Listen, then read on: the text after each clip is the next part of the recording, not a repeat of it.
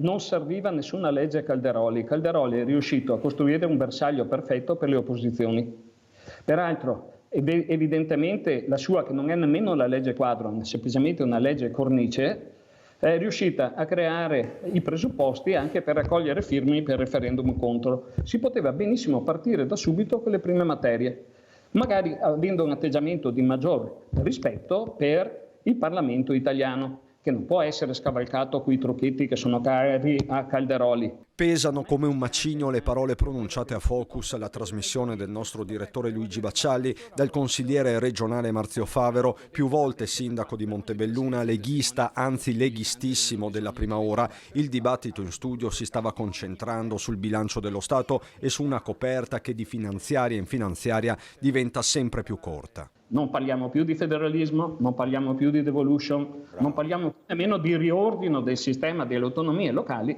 Ci siamo ridotti a quella proposta leggerissima, modestissima, mediocre se volete, presentata dal ministro della Lega e che è stata in quota parte bloccata dalla consulta della Corte Costituzionale. Se prima era una scatola vuota, adesso è stata messa anche sotto vuoto.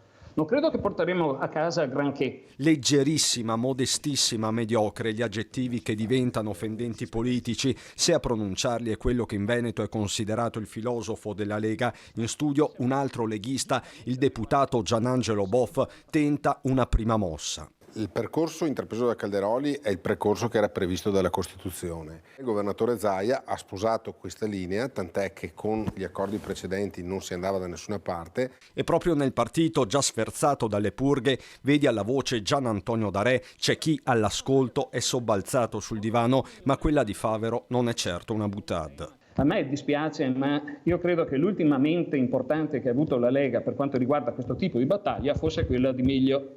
Però non dimentico che Miglio è stato accantonato come ipotetico ministro per uno che, se non ricordo male, faceva il controllore di volo, cioè Speroni.